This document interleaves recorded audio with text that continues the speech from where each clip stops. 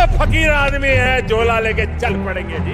लेकिन पूरी दुनिया में आपने ऐसा कोई फकीर देखा है जो 1,40,000 का चश्मा लगाता हो, खुद घूमते हैं 12 करोड़ की मर्सिडीज में, मतलब भिक्षा मांगकर यहाँ पर फॉरेन टूर भी कर लिए और डिजिटल कैमरा भी खरीद लिया डिजिटल कैमरा के रिलीज होने से पहले। और नरेंद्र मोदी अपने आप को गरीब ही नहीं, बहुत गरीब परिवार का बताते हैं। मित्रों, मैं बचपन में रेल के डिब्बे में चाय बेचता था। वाह, क्या फकीरी है। वो भगवान है हमारे, हम उनकी पूजा करते हैं। सच तो ये है दोस्तों कि ये लोग हमारे हिंदू धर्म को ही तोड़ने मरोड़ने लग गए अपने नफरतखोर एजेंडा को फैलाने के लिए। इस वीडियो को देखने के बाद आपकी आंखें खुल जाएंगी और अगर जो अनभक्त है उसकी भी आंखें खुल जाएगी, मैं गारंटी देता हूँ। इस वीडियो में ध्रुव राठी ने इतने बेहतरीन तरीके से मोदी का खुलासा किया है कि अगर आप इस वीडियो को ध्यान से देखते हैं तो आपके पैरों तले ज़मीन खिसक जाएगी। जी हाँ दोस्तों, मोदी की हकीकत, मोदी का असलियत इस वीडियो में बहुत ही बेहतरीन तरीके से बताया गया है।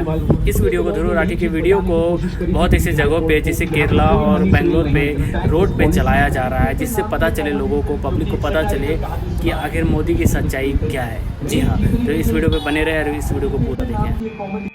नमस्कार दोस्तों, जर्नलिस्ट अनिल यादव एक बीजेपी वर्कर मंगल वाजपेयी से बात कर रहे थे कानपुर में। मंगल एक लोडर का काम करते हैं, यानी गाड़ियों में सामान चढ़ाने का काम करते हैं। क्या नाम बताएं? योगी साहब, मेरा मंगल वाजपेयी।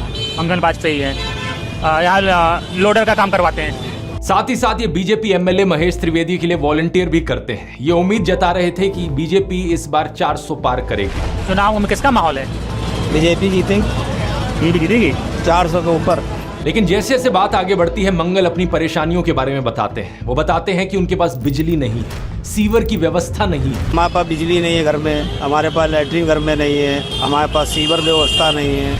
उन्होंने बीजेपी एमएलए महेश त्रिवेदी को कई बार कहा, हमने महेश त्रिवेदी से भी कई बार कहा कि 20 फुट पाइप पड़ना है, तो अगर पड़ जाए तो हमारे घर की सीवर व्यवस्था बन जाए। नहीं बन पाई। उन्हें कुछ भी नहीं मिला और ना ही उन्हें कुछ मिलने की उम्मीद है। त्याग तपस्या की मूर्ति है कि कुछ नहीं मिला, लेकिन उसके बावजूद कोई शिकायत नहीं है और ना कोई उम्मीद है मिलने की, और ना उम्मीद है मिलने की। लेकिन फिर भी वो खुद को भाजपा का भक्त कहते हैं। लेकिन ये तो कहा जाता है ना कि भूखे पेट ना होए भजन गोपाला। इस पर मंगल वाजपेयी जवाब देते हैं कि ऐसा कुछ नहीं है, आदमी बालू खाकर भी पेट भर सकता है, यानी कि मिट्टी खाकर भी पेट भर सकता है। सब हो जाता है अगर संत चलेगा, अगर संत चलेगा तो सब हो जाता है। बालू खा के पेट भर लेता है। इन्हें कोई शिकायत नहीं है। प्रधानमंत्री मोदी को ये परमात्मा मानते हैं, उनकी पूजा करते हैं। ऐसा कैसे हो सकता है कि एक पॉलिटिशियन को लेकर लोग इतने अंधे हो गए हैं? और ये इकलौते नहीं है, मैंने पिछले वीडियो में आपको उसके कई और उदाहरण दिए थे। बीजेपी के टिकट पर तो कुत्ता भी खड़ा हो जाए हम जिता देंगे। ये सच है, अगर कुत्ता भी आएगा उसको भी जिताएंगे। ये तो फिर अंधविश्वास नहीं, भक्त हैं, अंधविश्वास नहीं है, हम भक्त हैं। महंगाई मेरे हिसाब से कोई ज्यादा नहीं हुई। अब मैं 10 साल से बनियान नहीं पहन रही, देखो आप। वो भगवान है हमारे, हम उनकी पूजा करते हैं। ऐसा हुआ है इमोशनल मैनिपुलेशन और ब्रेन वॉशिंग की वजह से। एक बड़े स्केल पर देश में लोगों का ब्रेन वॉश किया गया है, और जो माफिया यहाँ पर ब्रेन वॉश कर रहा है लोगों का, वो 4 डिपार्टमेंट्स पर काम करता है। पहला डिपार्टमेंट लोगों में गर्व और अहंकार भरता है कि आप महान हो क्योंकि आप हिंदू धर्म में पैदा हुए। दूसरा डिपार्टमेंट आपको एहसास दिलाता है विक्टिमाइजेशन का, कि सदियों से, 1000 सालों से आपके पूर्वज विक्टिम बनकर रहे थे। तीसरा डिपार्टमेंट आपके अंदर डर भरता है कि आपको खतरा है उन लोगों से। और चौथा डिपार्टमेंट यहाँ नरेंद्र मोदी को मसीहा बनाता है कि सिर्फ नरेंद्र मोदी ही आपको बचा सकते हैं। पहले 3 डिपार्टमेंट्स की मैं 3 अलग अलग वीडियोस में ऑलरेडी बात कर चुका हूं। अब वक्त है इस चौथे डिपार्टमेंट को एक्सपोज करने का। नरेंद्र मोदी की कल्ट ऑफ पर्सनैलिटी, कैसे इनके इतने सारे फेलियर्स के बाद भी लोगों को इमोशनली मैनिपुलेट किया जाता है कि लोग इन्हें भगवान मान बैठे। आइए जानते हैं आज के इस वीडियो में।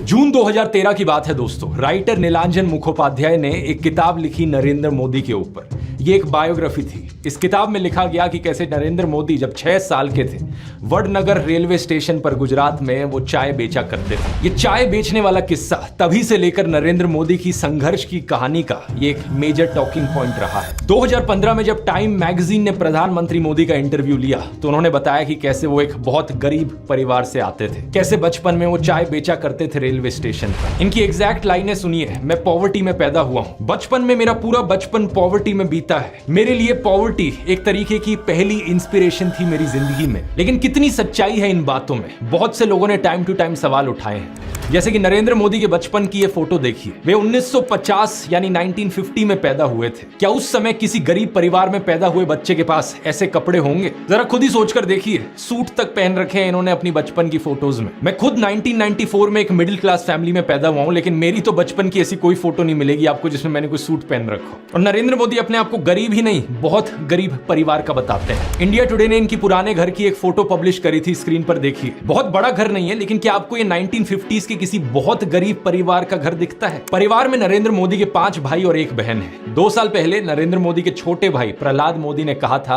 कि उन 5 भाइयों में से जिसका नंबर लगता था वो मदद करने चले जाता था। उनके पिता ने पूरी जिंदगी चाय बेची, उन 5 भाइयों और 1 बहन को बड़ा किया।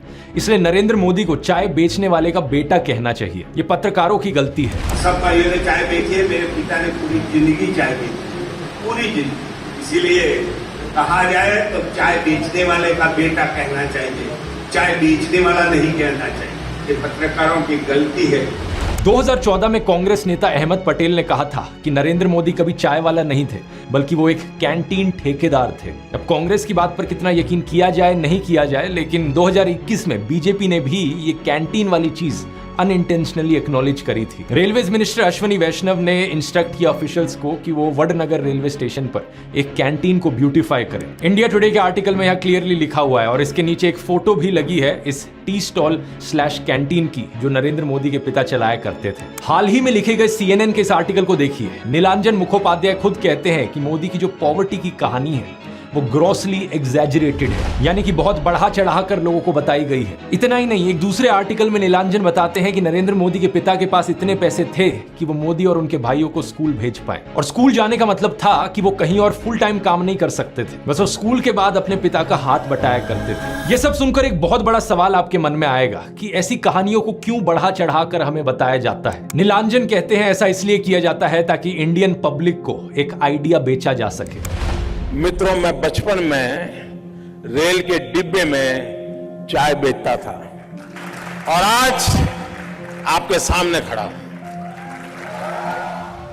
कोई भी इंसान अगर समझदारी से सोचे तो वो जानता है कि इस बात से फर्क नहीं पड़ता। एक अच्छा नेता गरीब परिवार से भी आ सकता है और अमीर खानदान से भी आ सकता है, और यही चीज कही जा सकती है एक बुरे नेता या डिक्टेटर के बारे में भी। उदाहरण के तौर पे बात करें, कंबोडिया का जो डिक्टेटर था पोल पॉट, वो एक अमीर खानदान से आता था। लेकिन इटालियन डिक्टेटर बेनिटो मुसोलिनी एक गरीब परिवार में पैदा हुआ था। उसके पिता एक ब्लैक स्मिथ थे और वो बड़े गर्व के साथ इन चीजों को प्राउडली एक्सप्रेस करता था कि कैसे वो जनता के बीच से निकल कर आया है। रशियन डिक्टेटर जोसेफ स्टालिन के पिता एक मोची थे, यानी जूते बनाने वाले, और माँ एक धोबिन थी। और दुनिया का सबसे जाना माना तानाशाह हिटलर भी एक गरीब परिवार में पैदा हुआ था। लेकिन गरीब परिवार में पैदा होने का मतलब ये नहीं कि उसने गरीबों के लिए काम किया था अपने करियर में। उल्टा जानते हो क्या, हिटलर चंदा धंधा का मॉडल चलाता था अपना खुद का। उसके समय में बहुत सी क्रॉनी कैपिटलिस्ट कंपनियों ने करोड़ों का प्रॉफिट कमाया। IG फार्बन, डॉयचे बैंक, BMW, कुछ गाड़ियों की कंपनीज जिनको आज आप जानते हैं और कुछ लोग इन गाड़ियों के पीछे बड़ा भागते हैं, पोर्शे, मर्सिडीज बेंज, फोल्क्सवैगन, इन सब कंपनियों ने चंदा डोनेट किया था हिटलर को अपने समय में। 2016 में BMW ने माफी भी मांगी थी इस चीज को लेकर। इस आर्टिकल को देखिए, रिग्रेट एक्सप्रेस किया था कि वो एक समय पर हिटलर को सपोर्ट किया करते थे। इंडिया की बात करें तो हाल ही में हमने देखा इलेक्टोरल बॉन्ड स्कैम। मैंने पूरा वीडियो बनाया इस पर कि कैसे ये एक घोटाला नहीं बल्कि घोटालों का भंडार था। बहुत सी कंपनियों को इससे फायदा हुआ और आम जनता को नुकसान। पिछले 10 सालों में प्रधानमंत्री मोदी के मित्र जैसे कि गौतम अडानी भरपूर तरीके से अमीर बनते रहे और देश के 80 करोड़ गरीब लोगों को 5 किलो मुफ्त अनाज लेने पर मजबूर कर दिया गया। बेरोजगारी और महंगाई ने गरीब लोगों की कमर तोड़कर रख दी है आज के दिन। अब तो ऐसी सिचुएशन आ चुकी है कि नरेंद्र मोदी खुद को गरीब परिवार का बताते हुए जिन राहुल गांधी को एलीट वर्क का प्रोजेक्ट करते थे, युवराज कहते थे, आज वही राहुल गांधी खुल्लम खुल्ला गरीबों को कह रहे हैं कि वो गरीबों के हैं और नरेंद्र मोदी अडानी अंबानी जैसे अमीर सेठों के हैं। अडानी को बिना मजदूरी बिना कुछ लाखों करोड़ रुपए देते हैं तो कहते देखो देखो देखो विकास हो रहा है। हमने मनरेगा किया, मजदूरी के लिए पैसा दे रहे हैं और कहते हैं गरीबों की आदत बिगाड़ रहे हैं। मैं आपका हूं, वो उनके हैं। राहुल गांधी कह रहे हैं कि जितना रुपया नरेंद्र मोदी ने अडानी को दिया है उतना रुपया वो देश के गरीब लोगों को देंगे। और मैं देश को फिर से दोहरा के कह रहा हूँ, जितना पैसा नरेंद्र मोदी जी ने इनको दिया है ना, उतना ही पैसा हम हिंदुस्तान के गरीब लोगों को देने जा रहे हैं। महालक्ष्मी योजना, पहली नौकरी पक्की योजना, इन योजनाओं के माध्यम से करोड़ों लाखपति बनाएंगे। इन्होंने 22 अरबपति बनाए, हम करोड़ों लाखपति बनाए। प्रधानमंत्री मोदी इसका ज्यादा जवाब दे नहीं पाए। उल्टा उन्होंने कोशिश करी थी ये कहने की कि अडानी अंबानी एक्चुअली में कांग्रेस के साथ मिले हुए हैं। जरा ये शाहजादे घोषित करें इस चुनाव में कि अंबानी अडानी से कितना माल उठाया है। मार्च में आई इस रिपोर्ट को देखिए। भारत में इनकम इनइक्वालिटी 100 साल में सबसे ज्यादा हो गई है। इतनी बुरी हालत अंग्रेजों के जमाने में भी नहीं होती थी। ऐसे में अगर राहुल गांधी ने संकल्प लिया कि अगले 5 सालों में वो सभी 22 करोड़ गरीब लोगों को गरीबी से निकाल देंगे तो इसमें क्या गलत किया। लेकिन पीएम मोदी इस बात पर भी तंज कसने लगे। उनके पास खुद कोई अपना विजन नहीं है। 80 करोड़ लोगों के हाथ में कटोरा पकड़ा दिया और अगले 5 सालों के लिए यही 5 किलो अनाज वाली स्कीम एक्सटेंड कर दी। ना रोजगार का कोई प्लान बताया है, ना महंगाई कंट्रोल कैसे होगी ये बताया, ना गरीबी कैसे हटेगी ये बताया। और जब राहुल गांधी ने सबके लिए रोजगार की बात करी तो प्रधानमंत्री मोदी उनका मजाक उड़ाने लग गए। कांग्रेस के शाहजादे ने अभी घोषणा की, आप भी सुनकर के हंसोगे। सुनाऊं? जोरों से हंसना पड़ेगा आपको। और आपको ये भी मालूम कि ये टेम्पो में पैसा देते हैं, क्या ये आपका पर्सनल एक्सपीरियंस है क्या? फरवरी 2020 में गुजरात में नमस्ते ट्रंप इवेंट हुआ था तो गरीबों को छुपाने के लिए एक 1600 फुट लंबी दीवार बनाई गई थी। जरा खुद सोचकर देखो, 1995 से लेकर 2020 25 साल से गुजरात में बीजेपी की सरकार थी, जिनमें से 3 बार तो खुद नरेंद्र मोदी ही चीफ मिनिस्टर थे। लेकिन इनसे गरीबी नहीं हटाई गई, उल्टा ये गरीबों को छुपाने लग गए। G20 समिट के समय दिल्ली में भी यही हुआ था। कुछ बस्तियों को हरे पर्दे के पीछे ढक दिया गया था, यानी कि इन गरीब लोगों की मूवमेंट को भी रिस्ट्रिक्ट कर दी।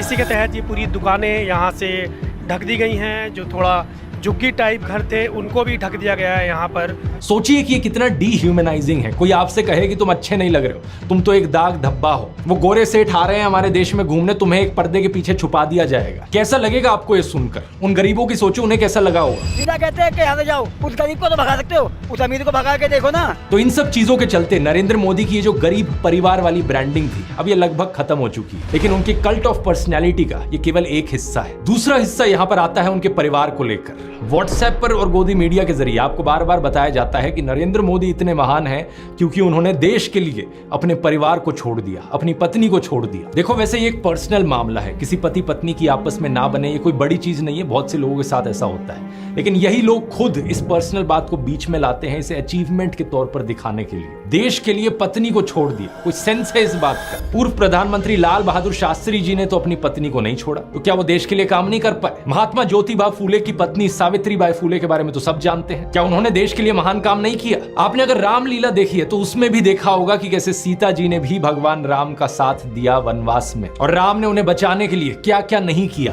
तो व्हाट्सएप यूनिवर्सिटी की एक ऐसी घटिया नारी विरोधी मानसिकता है जहां आप औरत को एक अड़चन की तरह देखते हो, जहां आप पत्नी को छोड़ देने को एक अचीवमेंट की तरह दिखाते हो। और केवल पत्नी ही नहीं बल्कि नरेंद्र मोदी के परिवार को लेकर भी व्हाट्सएप माफिया यही बात फैलाता है। अरे औरों की तो छोड़ो, नरेंद्र मोदी खुद इस बात को बार बार दोहराते रहते हैं। कहते हैं कि उन्होंने अपने परिवार को देश के लिए छोड़ दिया।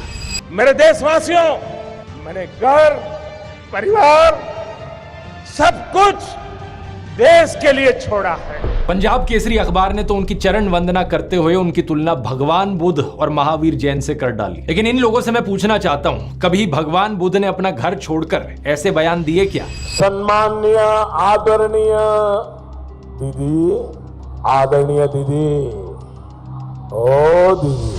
किसी औरत को कांग्रेस का विधवा कहा, 50 करोड़ की गर्लफ्रेंड कहकर अपमानित किया, समाज में नफरत का जहर बोया। सत्ता पाने के लिए भगवान बुद्ध ने ये सब नहीं किया था, वो तो खुद एक राजकुमार थे। वो तो सत्ता को, महल को और सिंहासन को छोड़कर जंगल में गए थे, और उनके पीछे उनके माँ बाप, उनकी पत्नी यशोधरा और उनके बेटे राहुल तो राजमहल में सुविधाओं के साथ जी रहे थे। और जब बुद्ध की ज्ञान प्राप्ति हुई तो जानते हैं उन्होंने सबसे पहले क्या कहा था? oshonews.com पर ओशो के एक लेक्चर का ट्रांसक्रिप्ट दिया हुआ है। जब बुद्ध को ज्ञान प्राप्ति हुई तो पहली बात उन्होंने अपने शिष्यों से ये कही, मैं यशोधरा के पास जाना चाहता हूं, उससे बात करना चाहता हूं। यह सुनकर आनंद व्याकुल हो गए, बोले कि यह ठीक नहीं है, लोग क्या कहेंगे। बुद्ध ने कहा, मुझे उसका धन्यवाद करना है उसकी मदद के लिए, और जो मेरे साथ हुआ, जो मुझे मिला, इसका कुछ हिस्सा मुझे उसे देना है, ये उसका कर्ज है मुझ पर। और वो गए। यशोधरा ने उन्हें देखा, 12 साल का गुस्सा उनके अंदर था।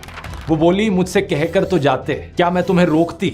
इतना भी विश्वास नहीं था मुझ पर। बुद्ध ने माफी मांगी, ये कहा कि मैं नासमझ था, अब समझ आई तो वापस आया हूं। सुनो, कुछ अद्भुत हो गया है। मेरा पहला दायित्व तुम्हारे प्रति है, इसलिए वह अनुभव तुम्हारे साथ साझा करूंगा। यशोधरा की आंखों से आंसू झरने लगे। आप प्रधानमंत्री मोदी का इंस्टाग्राम अकाउंट देखिए जरा। प्रियंका चोपड़ा और निक जोनस की वेडिंग रिसेप्शन में गए, उन्हें बधाई दे रहे हैं। इस वीडियो को देखिए, विराट कोहली और अनुष्का शर्मा के वेडिंग रिसेप्शन पे जाकर उन्हें गुलाब दे रहे हैं। मलयालम एक्टर सुरेश गोपी की बेटी की शादी में गए। टाइम्स नाउ की एंकर नविका कुमार के बेटे की शादी में गए। मुकेश अंबानी ने हॉस्पिटल खोला तो वहां बधाई देने पहुंच गए। इस न्यूज आर्टिकल को भी देखिए। नरेंद्र मोदी ने गौतम अडानी के बेटे करण की ग्रैंड एंगेजमेंट सेरेमनी को भी अटेंड किया। तो बॉलीवुड सेलिब्रिटीज और अमीर सेठों की शादियों में जाने के लिए बहुत समय है इनके पास। हालांकि इसमें कुछ गलत नहीं है, इनकी मर्जी अगर ये जाना चाहें तो।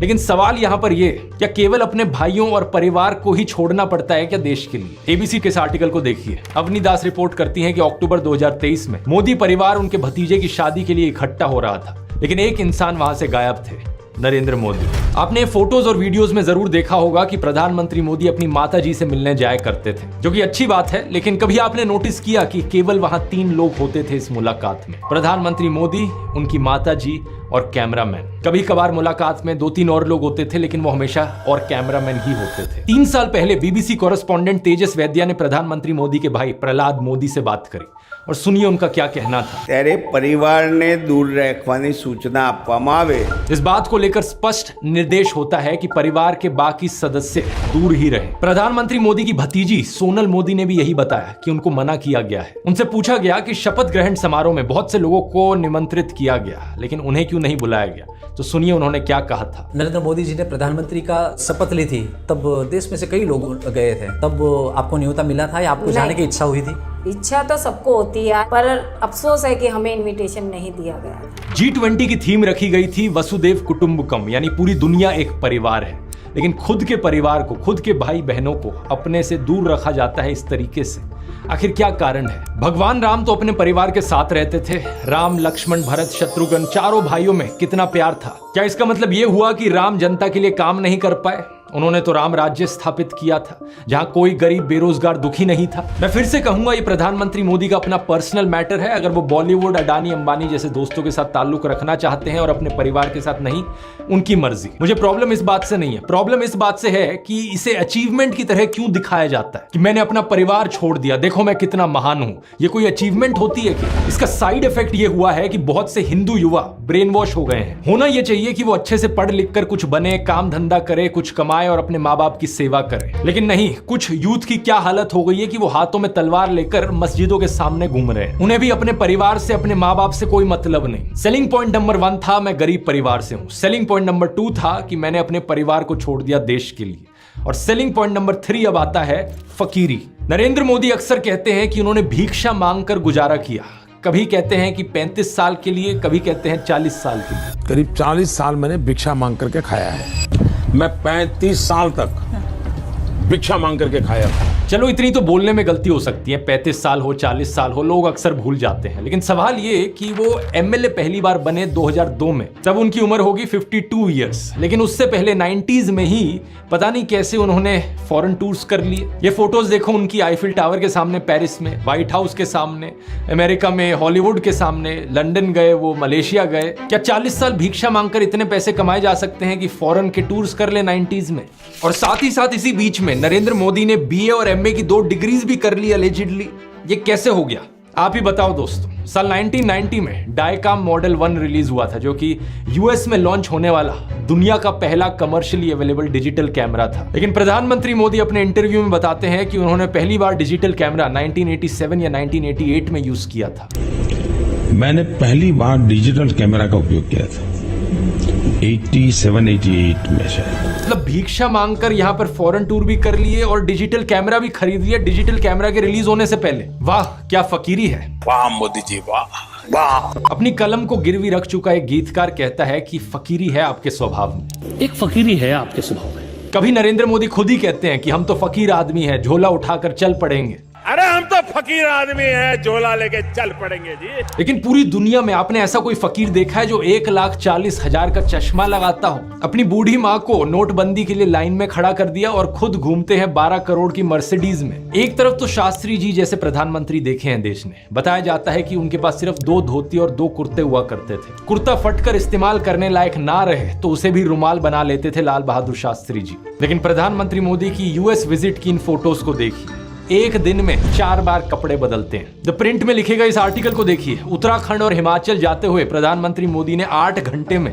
4 बार कपड़े बदले। इस टाइम्स ऑफ इंडिया के आर्टिकल को देखिए, प्रधानमंत्री मोदी गंगा आरती करने गए तब भी कपड़े बदलते जा रहे हैं। हुबली टाइम्स वालों ने तो इनकी फैंसी ड्रेस का एक पूरा कोलाज बना दिया। इंडिया टुडे ने भी इनकी 22 हेड गियर्स की कलेक्शन दिखाई है इस आर्टिकल में। और इस इंडियन एक्सप्रेस के कोलाज को भी देखिए। अगर ये फकीरी वाली बात भी नहीं बैठती लोगों में, तो इस सब के बाद अगला हथियार आता है कि इनको भगवान का अवतार ही बना दो। ये एक बार नहीं, 2 बार नहीं, बल्कि कितनी बार कितने नेताओं ने बार बार प्रधानमंत्री मोदी को भगवान से कंपेयर किया है। और मोदी जी भारत के भगवान का वरदान बन के आए हैं। भगवान ने ही मनुष्य के रूप में नरेंद्र मोदी जी के रूप में अवतार लिया। हमारे माननीय प्रधानमंत्री जो खुद भगवान स्वरूप है, मोदी जी के रूप में श्री रामचंद्र ने जन्म लिया है। मोदी जी है ना, साक्षात भगवान महाकाल जी का अवतार है। मोदी राम और अमित शाह कृष्ण। अरे कुछ लोग तो मंदिर भी बनाने लग गए। पुणे में एक बीजेपी वर्कर ने नरेंद्र मोदी के लिए मंदिर बना दिया, गुजरात में इनका एक मंदिर बना, तमिलनाडु में इनके लिए एक मंदिर बना। क्या मजाक चल रहा है ये इकलौते नेता नहीं है जिन्हें भगवान से कंपेयर किया जाता है। एक समय पर एडोल्फ हिटलर को भी जीसस से कंपेयर किया जाता था। राजनीति में हिटलर की एंट्री की तुलना की जाती थी जीसस के रिजरेक्शन से। लेकिन उस समय यह सवाल उठा कि ये बात जमेगी कैसे।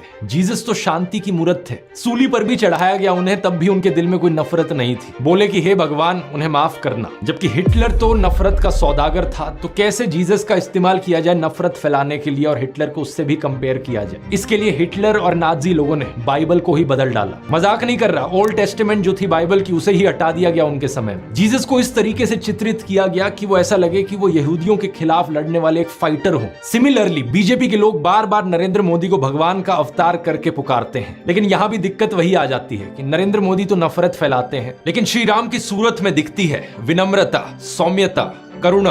राजा रवि वर्मा की इस आइकॉनिक पेंटिंग को देखिए, राम दरबार, जो कि हमारे देश के करोड़ों घरों में लगी हुई है। इस प्रॉब्लम का समाधान ढूंढने के लिए इनके लोगों ने राम की सूरत बदलनी शुरू कर दी। पिछले कुछ सालों में आपने देखा होगा ये एंग्री हनुमान और एंग्री राम की आइकॉनोग्राफी गाड़ियों के पीछे इसे लगाया जाता है, ये दर्शाने के लिए कि ये है असली में भगवान राम। चरित्र ही बदल दो भगवान का। रामायण में मुसलमानों का कोई जिक्र नहीं है, लेकिन इन लोगों ने रामायण को भी तोड़ मरोड़ दिया अपने नफरत खोर एजेंडा के लिए। 2016 में एक बीजेपी एमपी ने कहा कि मुसलमान तो रावण के डिसेंडेंट्स हैं। व्हाट्सएप माफिया वालों ने हमारे हिंदू स्क्रिप्चर्स में एक झूठा कोट इंसर्ट कर दिया, धर्म हिंसा तथैवच, जो चीज किसी वेद पुराण में नहीं थी, किसी रामायण महाभारत में नहीं थी। इन्होंने जबरदस्ती अपना नफरत खोर एजेंडा बीच में घुसा दिया उसके। धर्म हिंसा तथैवच, आपको जान करके आनंद होगा कि ये किसी भी ग्रंथ में कहीं पर भी नहीं लिखा हुआ है। और इससे आपके रोंगटे भी खड़े हो जाने चाहिए कि ये कौन सी सेंट्रलाइज्ड कॉन्स्पिरेसी यूनिट है जो इतनी बड़ी बड़ी साजिशें करती है कि जो बात धर्म ग्रंथ में लिखी भी नहीं हुई है उसको संस्कृत में लिख करके उसको चारों तरफ व्हाट्सएप से और दूसरे जरियों से फैला देती है। सच तो ये है दोस्तों कि ये लोग हमारे हिंदू धर्म को ही तोड़ने मरोड़ने लग गए अपने नफरत खोर एजेंडा को फैलाने के लिए। लेकिन अब बहुत से हिंदुओं को इनका एजेंडा समझ में आ गया है। इस तरीके का हमारे धर्म के साथ खिलवाड़ करना लोगों को अच्छा नहीं लग रहा है, इसलिए ये कार्ड भी अब फेल होता जा रहा है। तो इन बीजेपी वालों ने क्या सोचा कि अवतार से एक लेवल नीचे इन्हें सर्वगुण संपन्न शक्तिमान दिखाया जाए। वाह क्या सीन है, वाह क्या सीन है। लेकिन किसी को यहां शक्तिमान बनाने का सबसे आसान तरीका है कि दूसरी साइड वाले की इमेज नीचे गिराओ।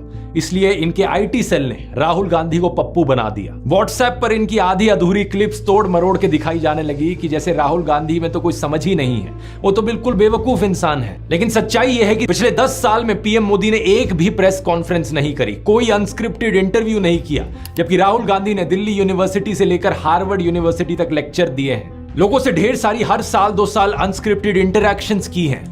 ये बात सही है कि उनकी कुछ फनी क्लिप्स जरूर हैं जहां उनके मुंह से कुछ उलट पुलट निकल गया। This morning I got up at night. लेकिन ऐसी क्लिप्स तो नरेंद्र मोदी की भी बहुत है। तीसरा कहा था विमेन डेवलपमेंट की मैंने बात कही थी, मैं कब हो गया ये? नरेंद्र मोदी वही हैं जो नाले से निकलने वाली गैस से चाय बनाने की बात करते हैं। कहते हैं कि पसीने से मुंह पोंछ लेता था तो ग्लो आ जाती थी। कभी ये क्लाइमेट चेंज को डिनाई करते हैं कि गर्मी नहीं बढ़ रही बल्कि हमारी गर्मी सहने की शक्ति कम हो रही है, तो कभी ये बादलों से रेडार का सिग्नल रोकने की बात करते हैं। लेकिन मैंने कहा इतने क्लाउड है, बारिश हो रही है, तो एक बेनिफिट है कि हम राडार से बच सकते हैं। एक तो जानते नहीं है, ऊपर से अहंकार इतना कि अपने अज्ञान का भी एहसास नहीं। एक दफा मोदी दूसरे देश में गए थे, वहां भारत का राष्ट्रीय गान चल रहा था और ये बीच में ही चलने लगे। ऐसी गलती किसी से भी हो सकती है, लेकिन बात मैं यहां पर यह बताना चाह रहा हूं कि प्रधानमंत्री मोदी की भी फनी क्लिप्स बहुत सारी हैं। दूसरों को पप्पू बोलने से पहले अपनी क्लिप्स पर नजर डाल लो। पप्पू को हारने का डर लग रहा है, पप्पू को नहीं बनाएंगे। और अभी तो एक बहुत बेहतरीन मौका मिला है। हमारे फॉर्मर सुप्रीम कोर्ट के जजेस ने राहुल गांधी और नरेंद्र मोदी दोनों को एक 1-on-1 डिबेट के लिए इनवाइट किया है। राहुल गांधी तो इस इनविटेशन को ऑलरेडी एक्सेप्ट कर चुके हैं, लेकिन नरेंद्र मोदी अभी भी चुप है।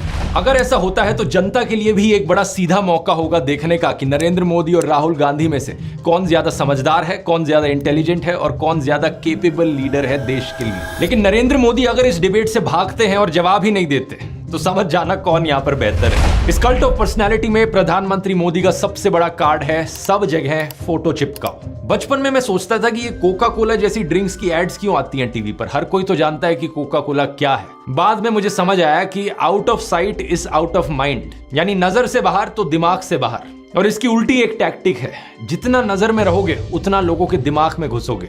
अखबार पर नरेंद्र मोदी, रेडियो पर नरेंद्र मोदी, टीवी चैनलों पर नरेंद्र मोदी, फेसबुक पर नरेंद्र मोदी, पेट्रोल पंप की होर्डिंग्स पर नरेंद्र मोदी, सड़क पर पोस्टर छपे हैं, गूगल एड्स पे करोड़ों खर्च करके अपना चेहरा दिखा रखा है, हर एक सरकारी स्कीम के इश्तिहार पे। अरे ये सब तो छोड़ो, कोविड वैक्सीन के सर्टिफिकेट पे भी नरेंद्र मोदी। सेल्फी पॉइंट्स तक बना डाले इन्होंने जगह जगह। 2022 की इस रिपोर्ट को देखिए। आईएनबी मिनिस्ट्री ने बताया कि सरकार ने 8 सालों में 6400 करोड़ से ज्यादा रुपए खर्च किया एडवर्टाइजमेंट्स पर। हर रोज का 71 लाख रुपए तो अखबारों में ऐड देने में लगा दिया। और ये सब तो सरकारी पैसे से चलने वाली एड्स थी। इसके अलावा जो पार्टी फंड से चलने वाली एड है वो अलग, और गोदी मीडिया के एंकर जो दिन रात चाटुकारिता करते हैं वो अलग। हर जगह नरेंद्र मोदी। एक गायक थे जिम मॉरिसन, उन्होंने कहा था कि जो मीडिया को कंट्रोल करता है वो दिमाग को कंट्रोल करता है। लेकिन एक और सिंगर थे बॉब मार्ले, उन्होंने कहा था कि हर वक्त हर किसी को बेवकूफ नहीं बनाया जा सकता। और अब यही हो रहा है कि हर तरफ मोदी का चेहरा देखकर लोग उकता गए हैं। और ये जो वॉर रुकवाने वाली कहानियां हैं, इन पर पूछा जा रहा है कि इतनी ही वॉर रुकवाने वाले हो तो मणिपुर की हिंसा क्यों नहीं रुकवा देते। इलेक्ट्रॉन बॉन्ड का पैसा है, कहीं तो यूज होगा। किसी एक्टर को उठा के बेटी बना देंगे, पापा ने वॉर रुकवा दी, पापा मणिपुर के दंगे क्यों नहीं रुकवाते।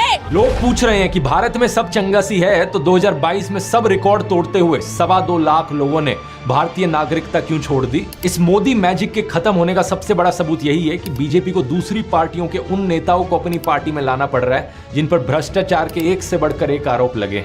अगर मोदी मैजिक अब सही में बचा होता तो मोदी के नाम से ही चुनाव जीता जा सकता था। इन बाहर के नेताओं को लाने की जरूरत नहीं थी अपनी पार्टी में। ये झूठ, डर और नफरत फैलाने की जरूरत नहीं थी। इस वीडियो में तो मैंने आपको नरेंद्र मोदी का वो चेहरा दिखाया है जो व्हाट्सएप माफिया आपको दिखाता रहता है। अगले वीडियो में मैं आपको दिखाऊंगा उनका असली चेहरा, उनके माइंड में क्या क्या चलता रहता है।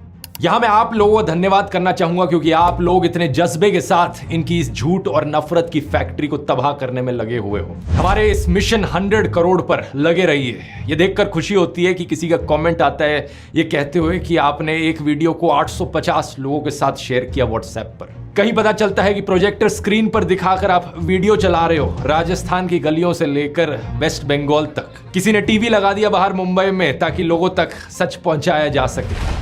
इसी तरीके से लगे रहो। हमें देश के लोकतंत्र को बचाना है, देश के संविधान को बचाना है। वोट करने जरूर जाना और अपने आसपास के 10 लोगों को कन्विंस करना वोट करने के लिए। वोट करना इस नफरत और झूठ के खिलाफ। मुझे यकीन है कि हम इकट्ठे मिलकर देश को बचा लेंगे। अगर आपने इस ब्रेन वॉशिंग माफिया के चारों डिपार्टमेंट्स के बारे में पहली बार सुना है तो इस वीडियो को जरूर देखिए। यहां पर मैंने शुरुआत से समझाया था पहले डिपार्टमेंट के बारे में, क्लिक करके देख सकते हैं। इनकलाब जिंदाबाद। जय हिंद।